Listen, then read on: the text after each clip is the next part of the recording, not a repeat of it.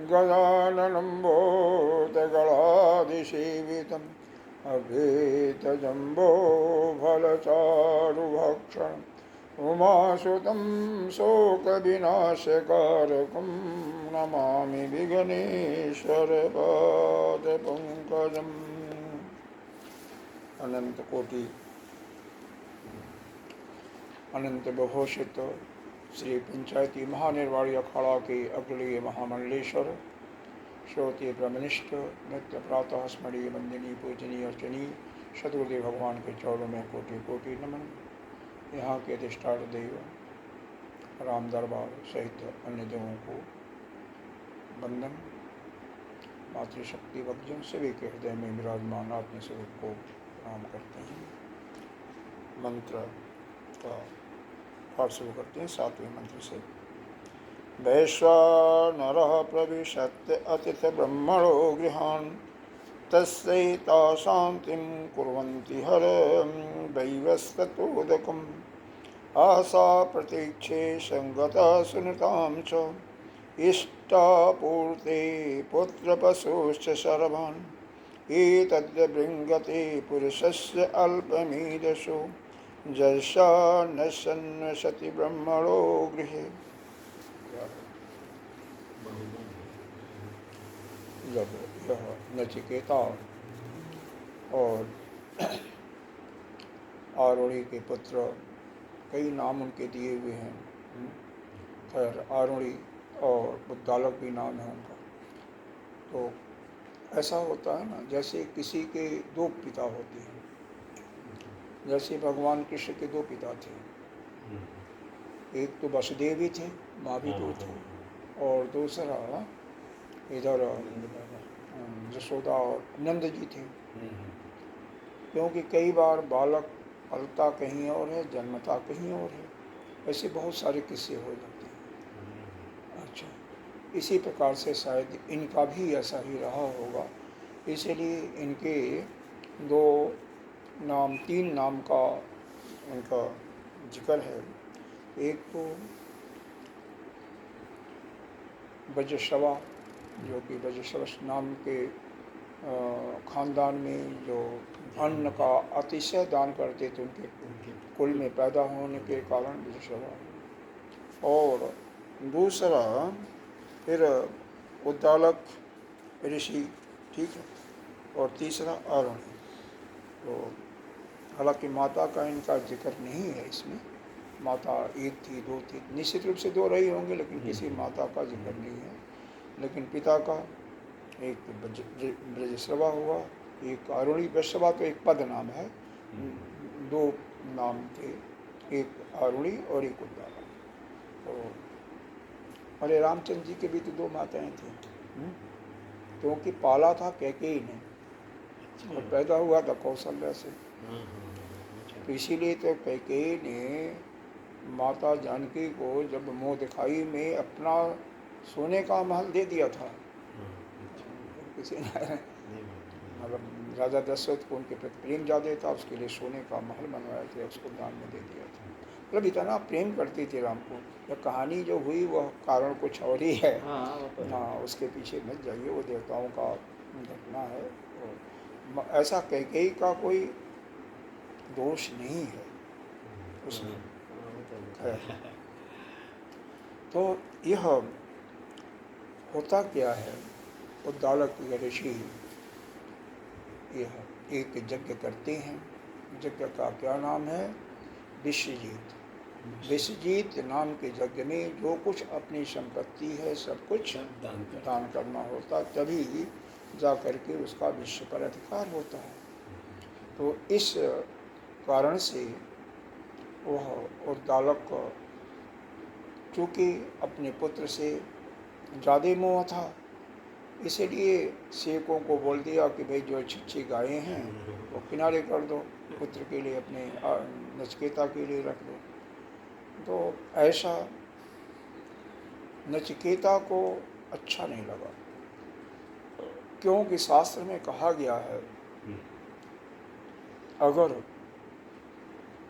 गाय का दान करना है, वैसे तो विश्वजीत यज्ञ में भी दान कभी भी करो तो अपना जो सबसे प्रिय चीज़ है उसको दान करो। इसीलिए भगवान ने क्या मांगा है, मन मयि एव मन अधस्त्व मयि बुद्धि निवेश मयि एव अतोर्ध्वं न संशयः।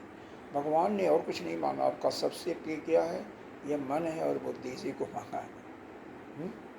तो दान करना है तो सबसे जो प्रिय है उसको दान करना है।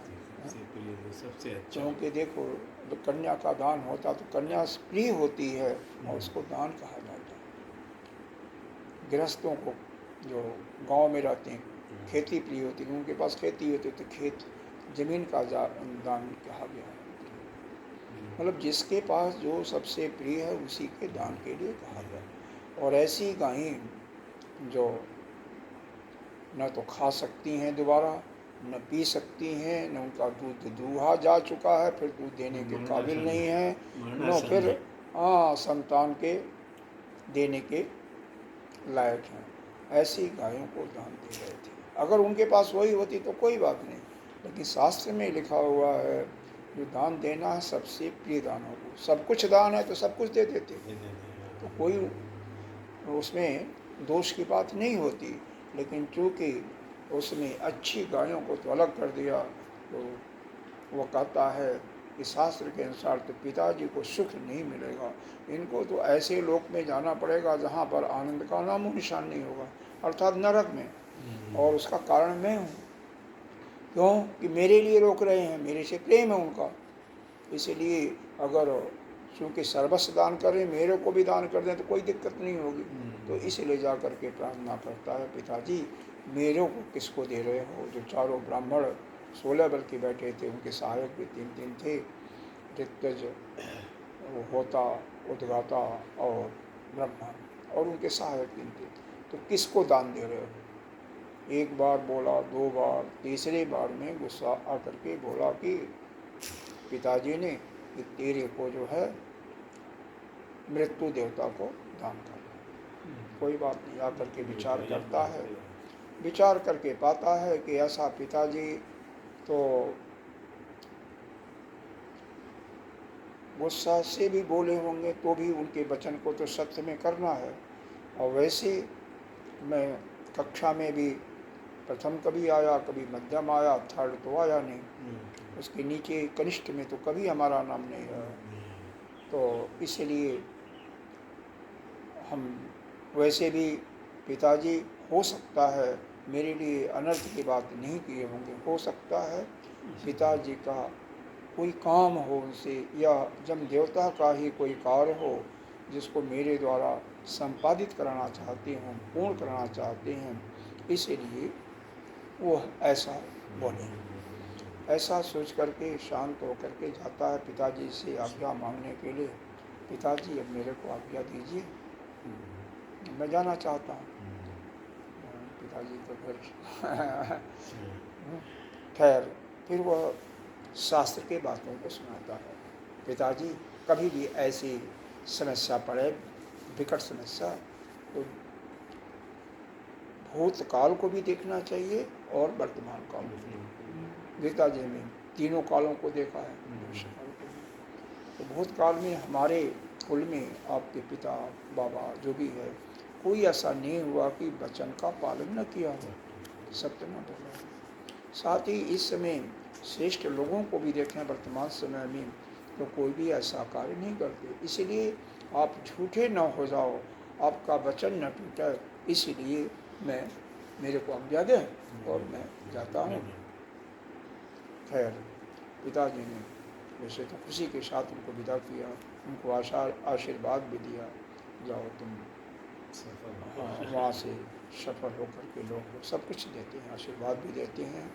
और पिताजी के संकल्प के बल पर, खैर यहाँ पर कुछ नहीं है, तो कैसे भी वह किस तरह से वहाँ पर जाता है ऐसा वर्णन भी यहाँ पर नहीं है, लेकिन अन्य ग्रंथों में है कि आगे आगे प्रकाश जाता है, क्योंकि वह बालक भी बहुत ही तेजस्वी था, बहुत ही तेजस्वी था। 8 साल का बालक, पूर्व जन्म की तपस्या रही होगी, और या पिताजी का माने तो तपस्या के बल पर आगे आगे प्रकाश, पीछे से नहीं तो जमलोक में कोई नहीं जा पाता। बहुत ही तपस्वी बिरले गए जाते हैं, जैसे सावित्री सत्यवान को लेकर के गई थी, वो लौटे भी थे, वैसे ही यह वहाँ पर पहुँचे। अब वहाँ पर जाकर के सभी लोग नहीं लौटते, लेकिन यह तो लौटेगा ही। सत्यवान भी लौटे थे, एक मांडव ऋषि थी वो भी गए थे, लौटे थे, वो तो श्राप भी दे दिए थे। अच्छा। कई ऐसे हैं बिरले जाते हैं, नहीं तो जब लोकपुरी में जाकर के कोई लौटता नहीं। खैर जाकर के जब लोकपुरी में पहुंच जाता है उनके महल के सामने, तो लोग पूछते हैं भाई क्यों आए हो, तो बताता है कि हम जमराज जी से मिलना चाहते हैं। तो उसके तेज चेहरे पर इतना तेज था ललाट पर, उसके तेज को देख करके जो उनके मंत्री इत्यादि थे उनको पानी इत्यादि और बैठने के लिए कहते हैं, लेकिन सबको स्वीकार नहीं करता है। कहता कि नहीं, मैं जमराज जी जब आ जाएंगे तो जब वो कहेंगे तभी मैं पीऊँगा, वो कहेंगे तभी मैं बैठूँगा। 3 दिन तक भूखा प्यासा वह खड़ा रह जाता है, बैठता नहीं ना उसके मन में ही है ना कि पिताजी ने जमराज जी को दिया है, तो अब मैं जमराज का हो गया, तो जमराज जी के पास आ गया तो वह जैसा कहेंगे वैसा मैं करूँगा, उनकी आज्ञा का विरोध नहीं करेंगे। अब मैं तो उनका दास हो गया ना, तब कैसे बैठूँ। सही बात। अब वो आते हैं तीसरे दिन, तो अन्य किसी दरवाजे से आए, हो सकता कई दरवाजे होते हैं मकान में, पीछे दरवाज़ा होता, आगे 2 दरवाजे तो सामान्य होते हैं, तो दूसरे दरवाजे से आए होंगे तो ये नहीं दिखाई दिया। जैसे आते हैं तैसे ही जो अमात्य शब्द आया है यहाँ पर, अमात्य शब्द है, हाँ अमात्य है। अमात्य कहते हैं मंत्री को, और भार्या पत्नी, मतलब गृहस्थ थे, यमराज भी गृहस्थ थे, उनके भी पत्नी थे और नौकर चाकर थे, मंत्री थे। यह सूर्य भगवान के ही पुत्र थे, उनके कुल थे। सूर्य की पत्नी का नाम संज्ञा ऐसा वर्णन में आता है, और यहाँ पर नहीं कहीं अन्य आता है। और उनके और भी पुत्र थे, एक तो शनि महाराज भी उन्हीं के पुत्र थे। हाँ, एम जमराज थे।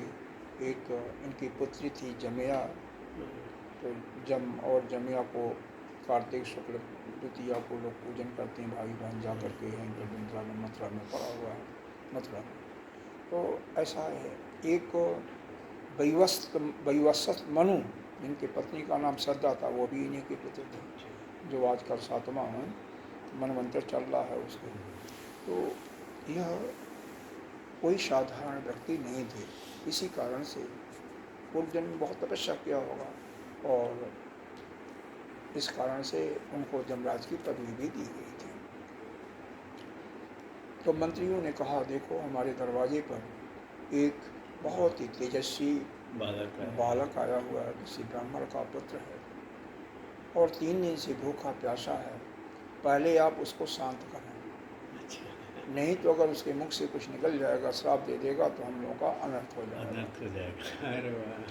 नहीं, वैसे भी यह शास्त्र में नियम है कि गृहस्थ के यहाँ कोई भी आ जाए, कोई भी आ जाए, और विशेष करके ब्राह्मण संत, तो उसको भूखा तो सोने नहीं देना, वो उससे बहुत प्रत्यय नामक पाप लगता है। अभी आगे बताएंगे जितने भी कर्म हैं, इष्ट कर्म, पूर्त कर्म, और जो आपको जिस पर आशा लगा हुआ है, जिसकी प्रतीक्षा कर रहे हो कि ये फल आने वाला, ये चीज़ मिलने, सब कुछ नष्ट हो जाता है। ये इतना गृहस्थ को कभी भी कोई भी, हालांकि आजकल की परिस्थिति बदल गई है, क्योंकि कई झगड़े भी आ जाते हैं, तो अगर घर में तो इंस्ट्रक्शन होना चाहिए कि खैर यहाँ पर सोसाइटी में तो कोई चक्कर नहीं है, यहाँ पर तो कोई आएगा पूछ कर किया सकता है, हाँ, लेकिन जहाँ नहीं है तहाँ तो हम बिल्कुल, यहाँ तो सिक्योरिटी वगैरह सब कुछ होती है। खैर ये सिक्योरिटी तो कुछ नहीं कर सकती, ये जो होता है कुछ नहीं कर सकती, ये तो कुछ नहीं है, मिल करके भी आ सकती है, मिल करके भी आ सकती है। तो खैर अनजान किसी व्यक्ति को घर में प्रवेश नहीं करना चाहिए, इसीलिए घर में जो एक अलार्म नहीं होता है, यहाँ तो नहीं होगा, है वहाँ पर दिल्ली उल्ली में बहुत है कि बाहर से वह उनका फोटोग्राफ आ जाता है, कैमरा लगा होता है। घर में लोग अक्सर सबके घर में एक मध्यम परिवार में दिल्ली में लगा रखते हैं, कॉमन आदमी में थोड़ा सा भी बेशक अंदर नहीं है, लेकिन इसको इसलिए लगा रखे हैं कि जैसे कोई भी आए तो उसका फ़ोटो देख लें, कौन है। अगर हम जानते हैं तो उसको अंदर बुलाएं, नहीं जानते हैं तो ठीक है, घर में कोई नहीं है, जब घर में आ जाएंगे तो फिर उसके बाद आप आइएगा, सीधे बोल करके ख़त्म। इसमें कोई दोष नहीं, बदली हुई परिस्थिति में कोई दोष नहीं, क्योंकि इस समय तो साधु बन करके लुटेरे आ रहे हैं। डॉक्टर के फैमिली में लूट ले गए थे, तो इसलिए ठीक है, इसको आप जैसा है। नहीं तो वैसे अगर आपके घर पर कोई भी अतिथि के रूप में आए, अतिथि का मतलब क्या है, जो बिना बुलाए आता है, जिसने कुछ कभी आपको समय भी नहीं दिया कि समय मैं आ रहा हूँ, वो अतिथि अचानक कोई आ गया। तो अगर आपके घर भोजन भी नहीं है, भोजन नहीं दे सकते तो पानी तो पिला सकते हो। मान लो भोजन पानी भी नहीं दे सकते हो, जैसे हमने बताया, आपको डाउट है कि आप जानते नहीं हो उसको, तो कम से कम प्रेम से बोलना, बातें तो प्रेम से ही करना, उसको उल्टी बातें नहीं बोलना, बहुत मीठी बोल करके उसको कर दो, ठीक है, कोई आएगा घर में इतने टाइम लोग आते हैं, और जब भी वो रहेंगे ना बताओ टाइम में, तो आप आइएगा, उसके बाद तो ठीक है।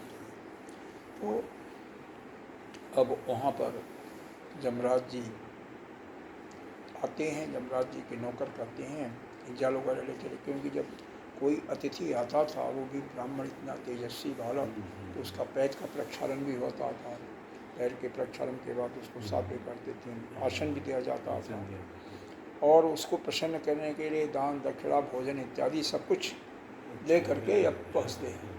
सब कुछ क्रिया करके जब थोड़ा सा शांति होता है, तब वह आगे की बात होती है। तो इसका भाष्य तो हो गया था, सातवें का तो हो गया था, कोई ज़रूरत तो नहीं है ना, नहीं। तो इतनी शांति तो हो गई थी। तो अब आगे की बातें क्या है उसको सुनिए आप। आशा प्रतीक्षे संगतम सुनिताम च इष्टा पुत्र पशुश्च सर्वं एतद् विडंगते पुरुषस्य अल्पमेधसो जस्या नश्यन्त वसति ब्राह्मणो गृहे। कह रहे हैं जिसके घर में कोई भी है, ठीक है, अगर कोई ब्राह्मण अतिथि, ध्यान दो बाद में देखना, ब्राह्मण अतिथि भोजन किए बिना रहता है तो उस पुरुष की, यहाँ पर तो मंद बुद्धि लिखा हुआ है, कि जो भी उसकी, चाहे वह जानता है या वह नहीं जानता है, जो उसके अंदर इच्छाएं होती हैं प्राप्ति, जिस चीज़ को भी प्राप्त करना वह चाहता है, वो भी, और किसी के संजोग से फल जो मिलने वाला होता है, जैसे किसी के संजोग से फल मिलने वाला, मान लो आप गुरुदेव के पास जा रहे हो, ठीक है, कि गुरुदेव से कुछ ऐसी बातें करनी, कुछ पूछना, और उसी समय आपका विरोधी भी आ जाए, या किसी ऑफिसर से मिलने जा रहे हो, विरोधी बैठा हो, तो आपके मन में तो उल्टी बात आ जाएगी ना, हाँ। तो किसी व्यक्ति के संजोग से, उसके रहने के कारण आपको दुख हुआ ना, वहाँ पर पहुँचने का सुख नहीं मिला, क्योंकि जो आप बात करना चाहते हो, आप बेशक नमस्कार प्रणाम करके कुछ काम का बहाना करके वहाँ से निकल जाओगे, वहाँ उस समय तो नहीं कर सकते हो ना। तो यह बताया कि संजोग से भी, ठीक है, आगे जो अगर किसी से मीठा बोलते तो उससे जो फल मिलता वो भी नहीं मिलेगा, ठीक है। यज्ञ आदि इष्ट और पूर्त, इष्ट पूर्त कम किसे कहते हैं, जो हमारे वेद के पूर्व मीमांसा में यज्ञ अग्निहोत्रादि कर्म बताए गए हैं, उनको जब हम करते हैं तो उनका जो फल मिलता है उसको कहते हैं इष्ट कर्मों का फल। और पूर्ति कम कहते हैं, इसको कहते हैं श्रुति स्मृति भी कहते हैं, स्मृति, जो हमारे जैसे इस समय मनु स्मृति है पुस्तक में, तो उस स्मृति के अनुसार कहीं कुआं खुलवा रहे हैं, कोई धर्मशाला खुलवा रहे हैं, कहीं हॉस्पिटल खुलवा रहे हैं, तो यानी समाज के लिए काम कर रहे हैं, लोगों के कल्याण के लिए। हाँ, तो उनके द्वारा जो फल मिलता है, पुण्य फल, यह सब नष्ट हो जाता है। तो इष्ट पूर्त सब कुछ नष्ट हो जाता है। और क्या, इष्ट एवं उद्यानात् पूर्त कर्मों के फल तो समस्त पुत्र और पशु आदि को भी वो नष्ट कर देता है। मतलब आपके पास जो कुछ है, जिसका आप बड़ी मुश्किल से संजो करके रखे हो, सब कुछ नष्ट हो गया। तो इसीलिए यमराज जी ने ब्राह्मण देवता को, जो बालक था, कहता है कि मैं आपको नमस्कार इसलिए भी करता हूँ क्योंकि आप 3 दिन से हमारे दरवाजे पर भूखे रह गए, तो हमें प्रत्यय नामक एक पाप लगता है, जिसके कारण ऐसा होता है। मेरे को दोष न लगे इसलिए मैं, आप नमस्कार करने जो वैसे भी हो, आपको प्रणाम करते हैं। और उनका ये सब होता है। अब आइए इसका भाष्य पढ़ते हैं। आशा प्रतीक्षे अनिज्ञात प्राप्येष्टार्थ प्रार्थना। अब यहाँ पर आशा प्रतीक्षा है। आशा का क्या मतलब है उसको देखो। आशा के लिए यहाँ पर बताया गया है निर्ज्ञात प्राप्य अर्थ, निर्याज्ञ प्राप्य अर्थ। मतलब आपके अंदर कोई ऐसी कामना है कि अमुक चीज़ हमें प्राप्त होना चाहिए। मान लो लॉटरी का टिकट है, जैसे बेटी का अभी रिजल्ट आ गया, इसको अच्छे स्कूल में दाखिला, अभी उसका डेट तिथि निश्चित नहीं हुआ है, लेकिन आपको आशा है कि हो जाएगा। हाँ, तो इसको हम कहते हैं आशा। तो इस प्रकार के जो भी फल होते हैं, जो आशा आप बांध रखे हो कि अमुक चीज़ हमें मिल जाएगा, तो वह नष्ट हो जाता, वो नहीं मिलना। अब विशेष करके गृहस्थों के लिए। दूसरे है प्रतीक्षा। प्रतीक्षा का अर्थ यहाँ पर दिया,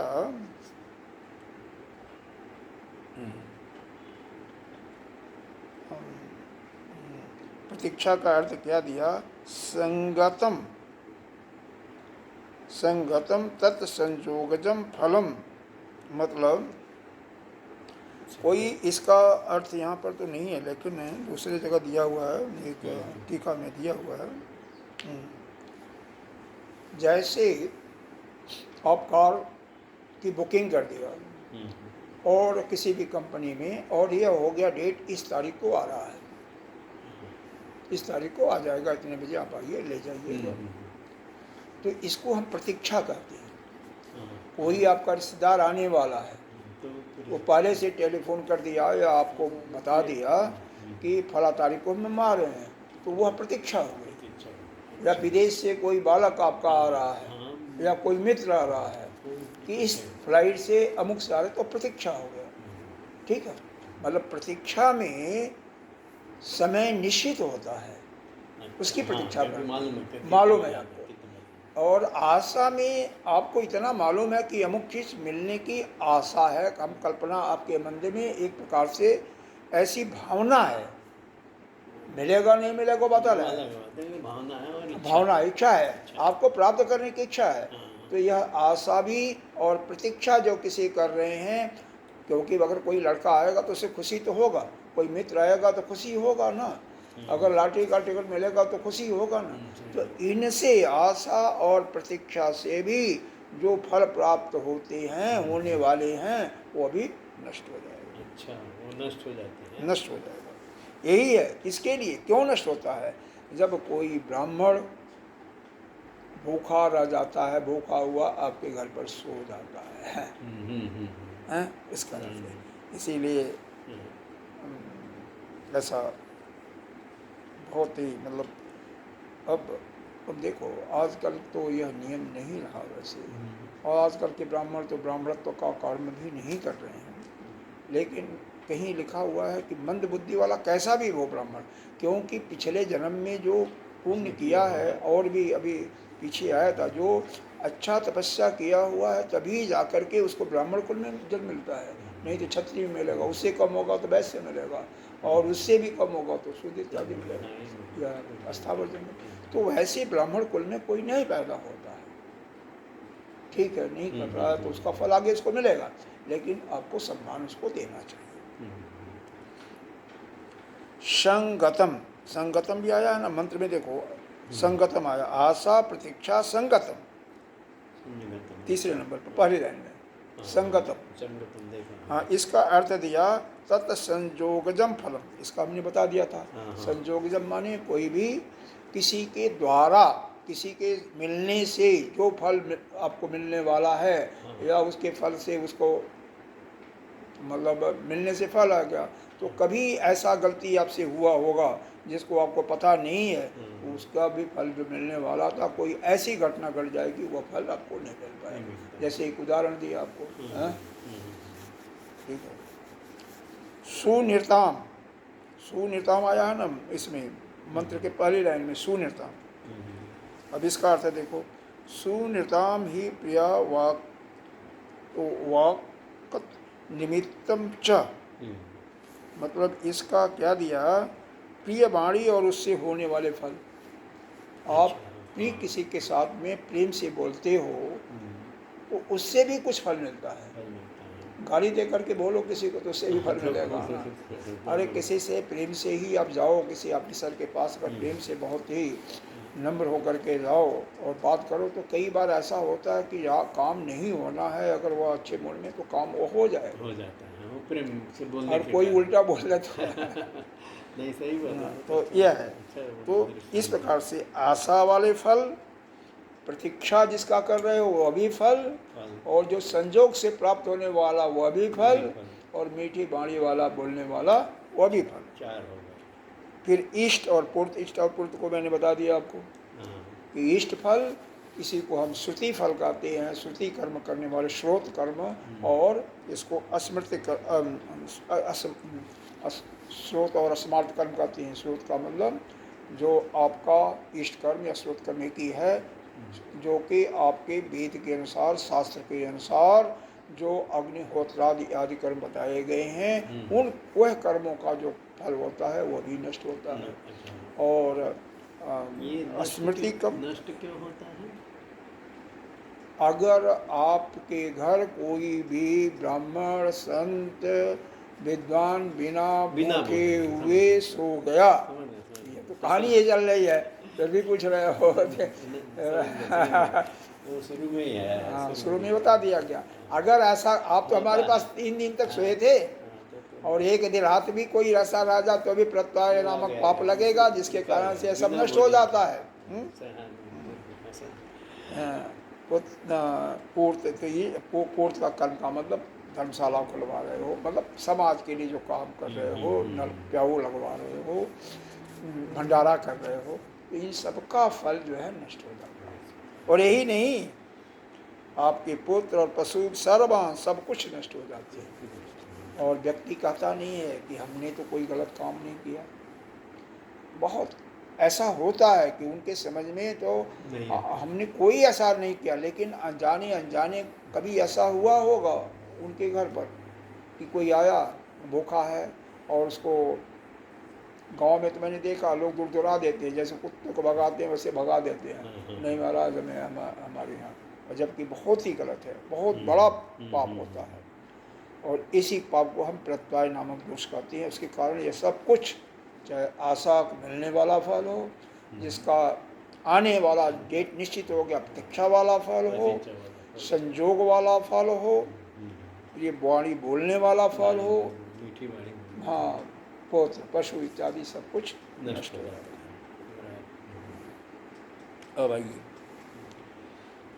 इष्टापूर्ति इष्टम जाग्यम पुत्र पुत्र मारा मादिक्रियाजम फलम पुत्र पशु पुत्रांश पशु सर्वान एत सर्वम यथोक्तम बेडंतम, एक शब्द आया है बेडंतम, यहाँ पर आया ना तीसरी लाइन में, एतद बेडंते, तीसरी लाइन में बेडंती आया है ना, तो इसको कहते हैं बेडंत। इसका मतलब होगा आवर्जयति, जो बागीचा इत्यादि लगाते हो ना, हाँ हाँ, बाग बगीचे से लगाने वाले जो फल होते हैं वो भी नष्ट हो जाते हैं। वो बाग बगीचे में जो होता है वो भी नष्ट हाँ, होता है। अरे कई कहते नहीं है कि हमने नहीं इतने तो पेड़ लगाए और हमारे से जो पेड़ लगाए जा रहे हैं वो भी नष्ट फलते नहीं हैं। अरे हम इतना कोशिश कर रहे हैं, दवा भी खा रहे हैं, हमारी पुत्री नहीं हो रहा है, कोई संतान नहीं हो रहा है।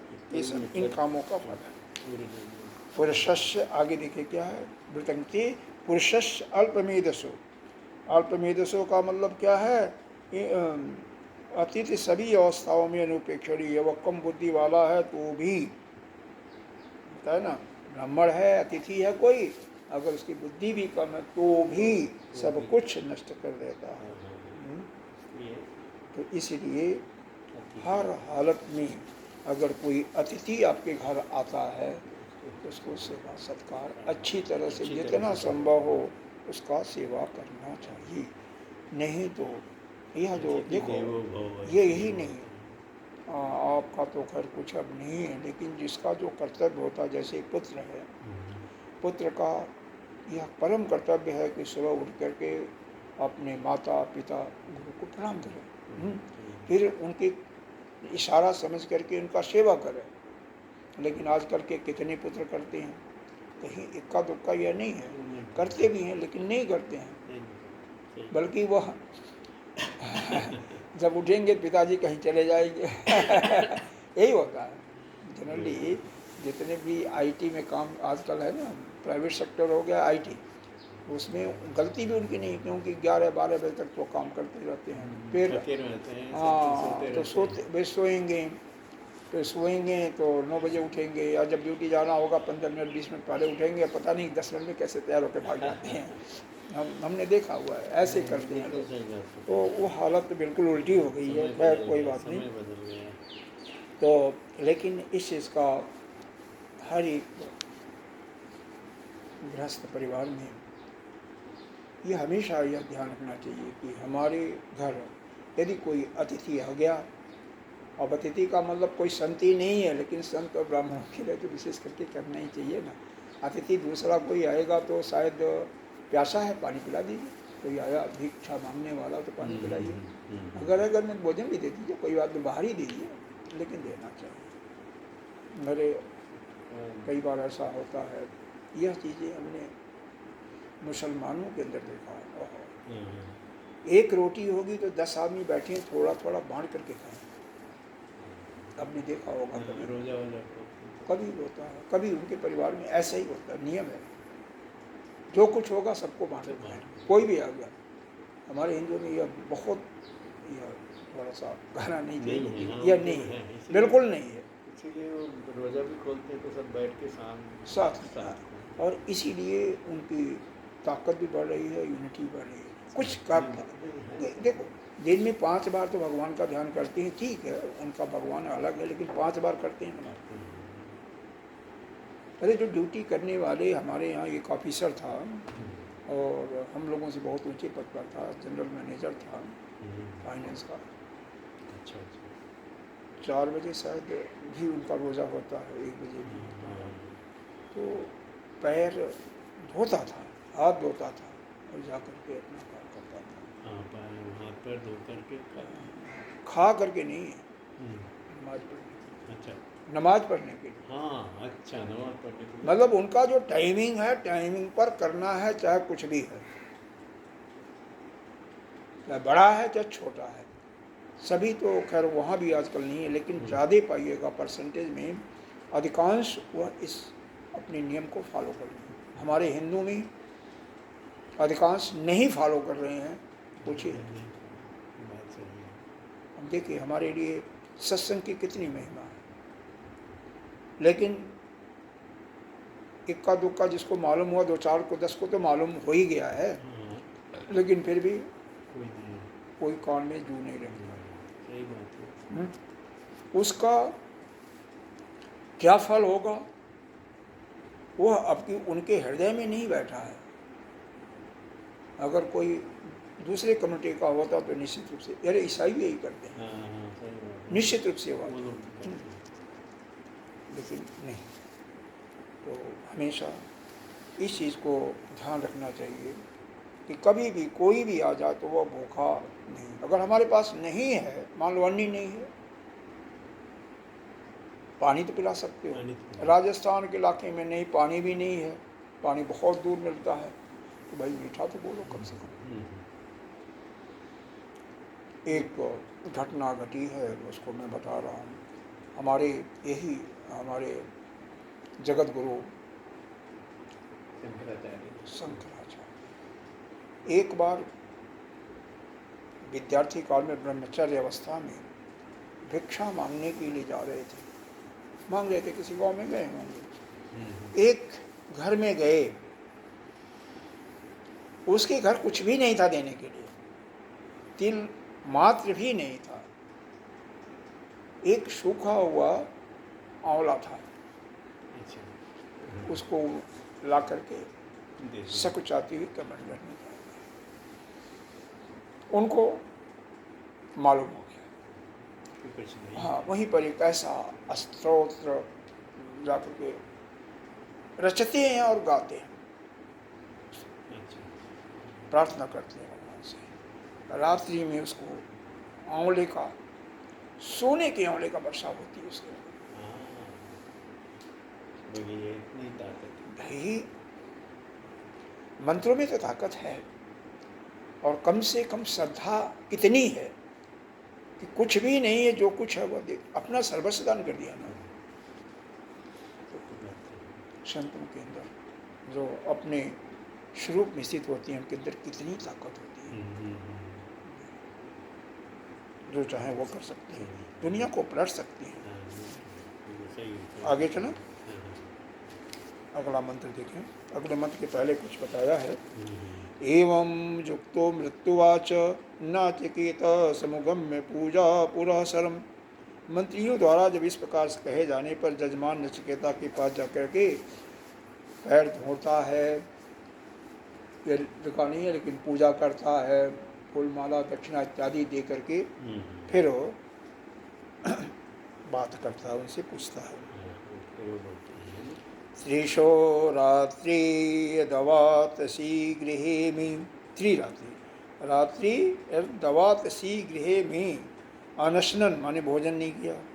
ब्रह्म अतिथिन अस्य नमस्तेषु ब्रह्म स्वस्ति में अस्तु तस्मात् प्रति तीन वरान बेड़स्व। हे ब्राह्मण, यहाँ देखो तीसरी लाइन में है ना, ब्रह्म नमस्ते।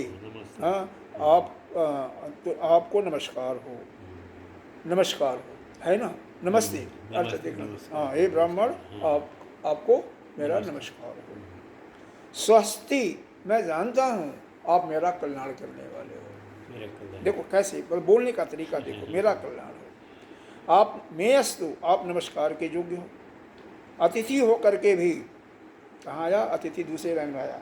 अतिथि हो करके भी मेरे घर में या 3 रात्रि तक आप क्या हुए, बिना भोजन के, अनशनन मतलब बिना भोजन के रहे।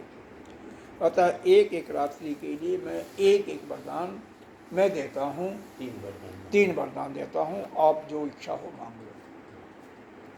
क्योंकि मुझे पता है कि अगर कोई भी ब्राह्मण अतिथि मेरे घर में या किसी के घर में, गृहस्थ के घर में रह जाता है, वैसे ही सो जाता, आपने तो सोया भी नहीं, तो प्रत्यय नामक पाप लगता है, जिसके कारण से उसका सब कुछ नष्ट हो जाता है। ये सबके पीछे मंत्र बताया गया। तो हे ब्राह्मण देवता, आप मेरे पर प्रसन्न रहें, मेरे पर प्रसन्न रहें, इसलिए मैं आपको नमस्कार करता हूँ। मैं जानता हूँ कि आप बड़े ही तेजस्वी ब्राह्मण हैं, ब्राह्मण के पुत्र हैं, स्वयं तेजस्वी हैं, तो आप मेरा कल्याण ही करोगे। आपको तो कुछ नहीं चाहिए, ऐसा लोग कहते हैं। तो वैसे वह भी चाटुकारिता शब्दों में उनसे कह करके, लेकिन जो कुछ है सेवा उनका कर रहा है, भोजन इत्यादि सब कुछ। और यहाँ पर लिखा नहीं है, लेकिन इसका मतलब सब कुछ पूजा इत्यादि करके यह ऐसा कहता है। तो आप 3 वरदान मांग लो। इसका ये भाष्य देख लेते हैं। त्रिशो रात्रि यदस्मात् वात्सि उषितवान शीघ्रे में मम अश्नन हे ब्रह्मण अतिथि सन्नम असयो नमस्कारम हिश्च तस्मा नमस्ते तुभ्यम अस्तु भवतु। हे ब्राह्मण, आप अतिथि हो और नमस्कार के योग्य हो। योग्य। आप 3 रात्रि तक मेरे घर में अशनन माने बिना भोजन किए हुए रहे और इसलिए आपको मेरा नमस्कार। हे ब्राह्मण, मेरे घर में बिना निवास किए हुए, बिना भोजन किए हुए निवास करके वो जो दोष लगता है उसके कारण से भोजन को नहीं कराया गया तो उससे जो पाप लगता है, दोष लगता है, प्रत्यय नामक दोष लगता है, उससे प्राप्त हुए अनिष्ट जो फल होता है, जो बुरा फल होता है, आप शांति उससे मेरे को शांति कर, मेरा कल्याण हो। यद्यपि आपके कृपा से मेरे को पता है सब मेरा कल्याण ही होगा। एडवांस बोलते नहीं है लोग, वैसे ही बोलते हैं। हे ब्रह्मन स्वस्ति भद्रम मे अस्तु तस्मात् भवतो वसनेन मद गृहवास निमित्त दोषात् उपशमेन। उपशमन करो उसका, उपशमन आया ना, उपशमन का मतलब उसको शांत करो। यद्यपि भवत अनुग्रह, यद्यपि भवत, भवत कहते हैं आपको, अनुग्रहण माने आपकी कृपा से, यदि आपकी कृपा से सर्वम मम स्वस्ति, स्वस्ति माने कल्याण, मेरा सब कल्याण ही होने वाला है। तथापि फिर भी त्वत अधिक संप्रसादनार्थम, आपके प्रसन्नता के लिए मौन अशनेन पोषिताम एकैकाम रात्रि प्रति त्रिविनरान, मतलब 3 रात्रि में आपने बिना भोजन किए हुए बिताया, तो एक रात्रि के लिए आपको एक वरदान यानी 3 वरदान, 3 रात्रि में बिना भोजन के रहे तो 3 वरदान मैं देता हूँ आपको, जो इच्छा होगा। नचिकेता स्वा यदि दिस्सुवरान, बहुत आसान अर्थ है, कोई मुश्किल नहीं है, शब्दों को अलग कर लो फिर। नचिकेता कहता है, हे भगवान, मना नहीं करता है कि आप अगर वर देना चाहते हैं तो मैं पहला वर मांगता हूँ। ऐसे करके 3 वरदान मांगा है। शांत संकल्प सुमना जथाश्या वीत वीतम अन्नुगौतमो माँ भी मृत्यो तत्प्रशिष्टम माँ अविदेव प्रतीतम एक त्रयाणाम प्रथम वरम वृणे। हे मृत्यु के देवता, मेरे पिता जो वाजश्रवस हैं, हाँ, मेरे प्रति उनका संकल्प शांत हो। सुमना मतलब सुमन हो, सुंदर हो, यानी प्रसन्नचित हो। हाँ, तथा गीतमन्नु, जो क्रोध उनके हैं अंदर, वो समाप्त हो जाए, क्रोध रहित हो जाए। तथा गौतमो माँ भी मृत्यु, हे मृत्यु देवता, मेरे को जब आप वापस करो, मेरे को वापस करो, त्वत प्रशिष्टम, तो वह भेजने पर मेरे पर प्रसन्न हो, और क्या है, अभिदेवेत, और मेरे को समझ भी जाए, पहचान भी जाए, पहचान करके प्रतीत मतलब बात भी करें। तो ये 3 वरों में से पहला वर मैं यही मांगता हूँ। मुझे पहचान जाए, और पहचान जाए, और मेरे प्रति जो शांत गुस्सा है सब कुछ शांत हो जाए। देखो कितना सुंदर है, कितना एक वरदान में 3 चीजें मांगा, 3 चीजें 4 चीजें मांगा, और फिर बाद में कह करके पक्का भी कर देता है कि मैं 3 में से 1 वरदान लिया है। भाई 3 वरदान जो आपने कहा है ना देने के लिए, तो उसमें से यह पहला वरदान है, यह कह देता ना, ये तत्त्रयाणाम प्रथम वरे, ये तीनों वरदानों में से पहला पहला वरदान मेरा यही है। बेड़े माने कह रहा हूँ, पूछ कह रहा हूँ, बेड़े मतलब बेड़े होती बेड़े होता, वो हम मैं कह रहा हूँ, पहला वरदान मेरा यही है। देखो यहाँ पर 3 ऋण होते हैं भक्ति के, क्या होते हैं, गुण ऋण, देव ऋण और ऋषि ऋण। पितृण होता, सॉरी गुरु नहीं होता, पितृण होता है पिता के लिए। तो उसमें यही होता है कि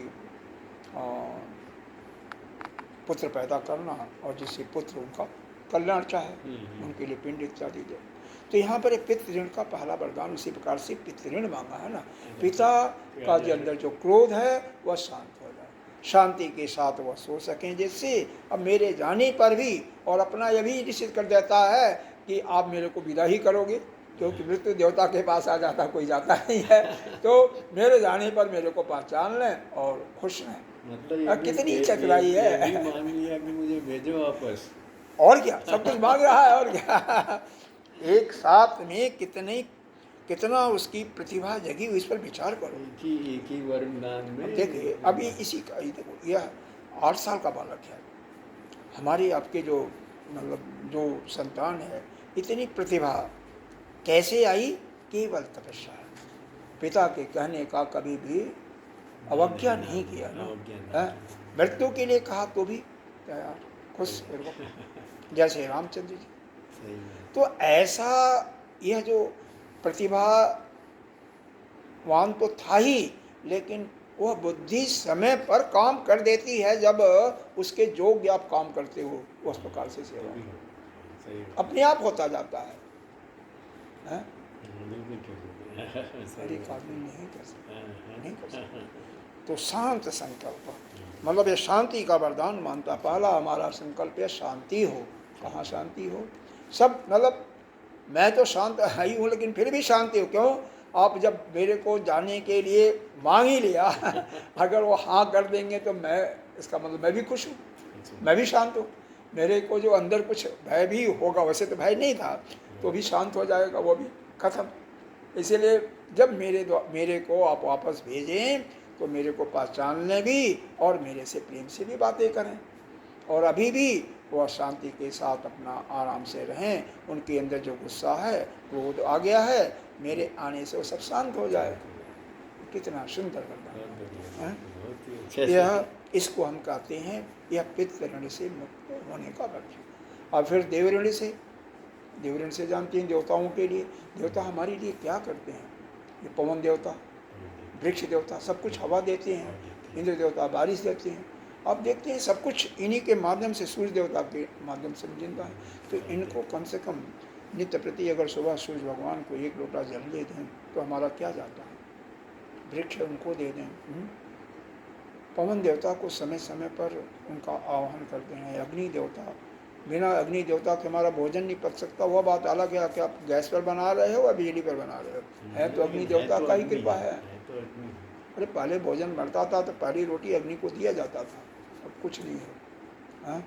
तो कम से कम उनके लिए भी, नहीं तो यज्ञ तो कर सकते हैं। मैं कम से कम अमावस्या पूर्णिमा जब है, अष्टमी नवमी चतुर्दशी इत्यादि वो करते हैं, तो कम से कम उनके लिए कुछ तो कर सकते हैं। और फिर क्या ऋषि ऋण, अब वो ऋषि ऋण, इस ज्ञान का हम प्रकाश करें, समाज के लिए कुछ करना चाहिए ना, तो वह भी हमें करना चाहिए। आप देखेंगे 3 बार तीनों के लिए मांगा है। पहला बार है 3 बार समाज कल्याण के लिए ही मांगा है, ब्रह्म ज्ञान की बातें मांगा है, अपना भी कल्याण सबका भी कल्याण। अब इसका देखो अर्थ देखो, भाष्य। शांत संकल्प उपशांत, जिस प्रकार मेरे गौतम, मेरे पिता गौतम, यहाँ पर गौतम नाम आया, तो नाम अलग अलग हैं, मेरे प्रति शांत संकल्प, जिनका ऐसा संकल्प जो कि शांत हो गया है कि न जाने मेरा पुत्र जो है कहाँ गया होगा। मैंने मृत्यु को दे दिया, इधर मुंह इधर करो, उधर मत देखो, बाद में देखना, वो बाद में पढ़ने की। हाँ, श्लोक मंत्र पढ़ो, मंत्र पढ़ने के बाद आप तो वह जो पिताजी मेरे को मृत्यु देवता के पास भेज करके वह शांत नहीं होंगे। क्यों? कि ऐसे जगह भेजा हुआ है कि जहाँ से वाता नहीं, ऐसा सोच करके कह रहा है कि वह उनका हृदय बिल्कुल शांत हो, मन बिल्कुल शांत हो, उनके अंदर से जो क्रोध है वह सब, क्योंकि उनको पता है कि मेरा पुत्र इतना प्यारा था और वह चला गया, मेरा आज्ञाकारी पुत्र। शांत संकल्प सुमना, मतलब प्रसन्न चित्त, प्रसन्नम अस्य जथा और अनाश्य मतलब यो है क्रोध भी उनका समाप्त हो जाए। जथा जिसात बीतम अन्नुर्विकत रोषस्य, रोष वगैरह सब समाप्त हुआ। गौतमो मम पिता माँ भी माम प्रेति ही मृत्यु किम च त्वत प्रशिष्टम तया विनिर्मुक्तम प्रेषितम गृहम। देखिए विनिर्मुक्तम, आप जब मेरे को मुक्त करके वहाँ पर भेजें, मेरे घर भेजें मेरे को, हाँ अपने जाने का भी पूछ लिया। तो हे मृत्यु देवता उस समय बोले प्रशिष्टम, प्रसन्नता पूर्वक मेरे से बात करें।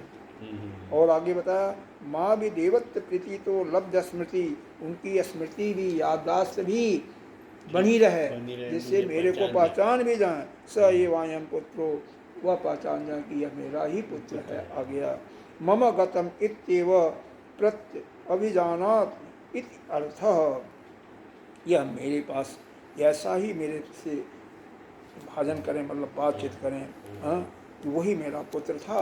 वो आ गया जिसको मृत्यु के देवता से वापस आया है, तो प्रशंसित हो। एतत् प्रयोजनम त्रयाणाम, इसी प्रयोजन के लिए, यही उद्देश्य, शांति के उद्देश्य से मेरा ये 3 वरदान में से पहला वरदान में आपसे, प्रथम अद्य वरदान, पहला वरदान आपसे मांग रहा हूँ। यह अब आप इसको दीजिए। पहला वरदान 3 चीजें, एक तो पिता का जो हमारे इस समय क्रोध है, गुस्सा है, वह शांत हो जा, और शांत हो जा, प्रसन्न रहे चेहरा और आराम से सोएं। दूसरा मेरे जाने पर मेरे को पहचान लें और खुश रहें। अब मेरे जाने पर इसका मतलब मेरे को वापस भी जाना, तो एक वरदान ये भी हो गया, मेरे को आप भेज देंगे कुशलतापूर्वक। और तीसरा फिर मैं जाऊँ तो मेरे को पहचान लेगा। हो गया।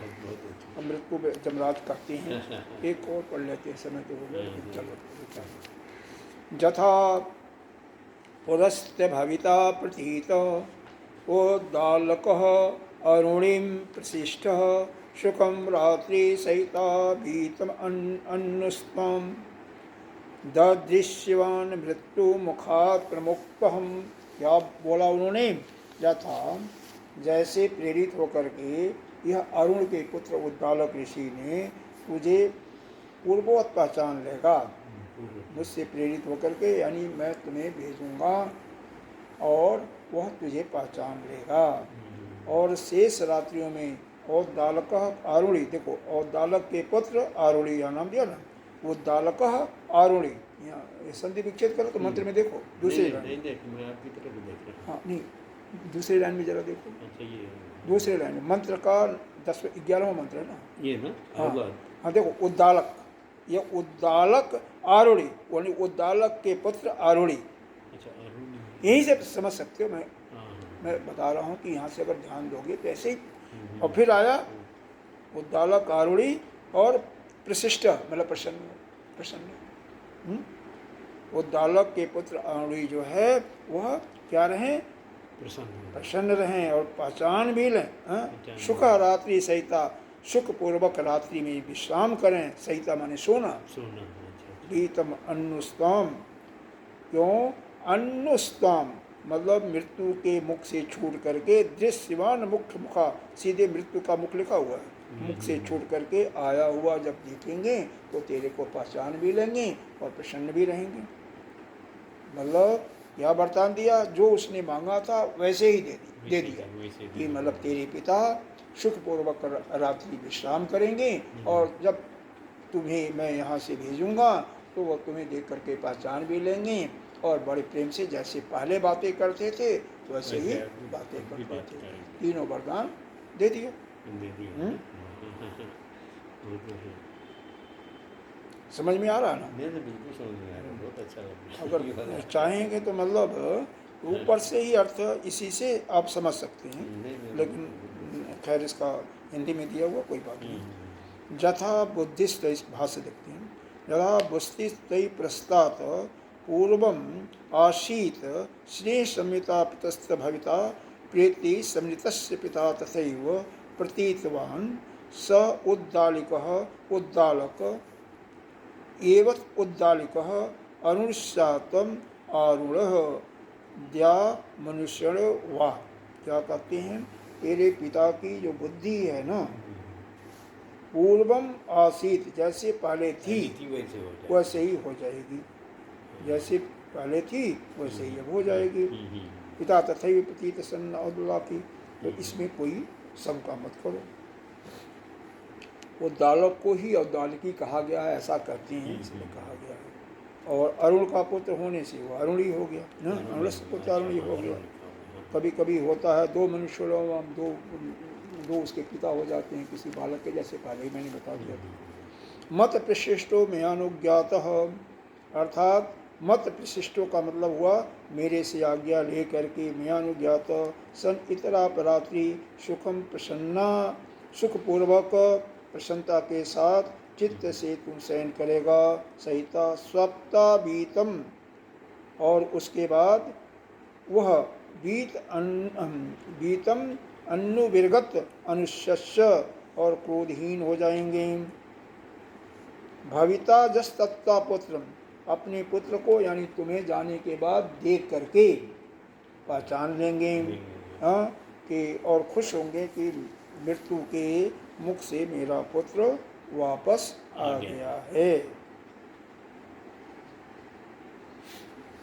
समझ गए?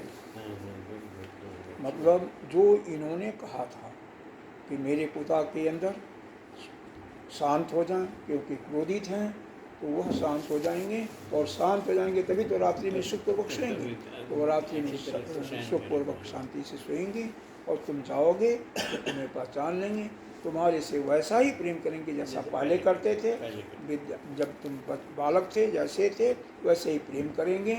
तो तुम जाओगे और तुम मेरे द्वारा छोड़े जाओगे, तो इसका मतलब मैं तुम्हें छोड़ भी दूंगा। तो तीनों चीज़ें इन्होंने बोल दिया। तो यह नचिकेता बात। अब दूसरे वरदान के नचिकेता कुछ भूमिका बताता है, फिर वरदान मांगता है, उसके लिए हम कल देखते हैं। ओम पूर्णमिदः पूर्णमिदं पूर्णात् पूर्णमुदच्यते पूर्णस्य पूर्णमादाय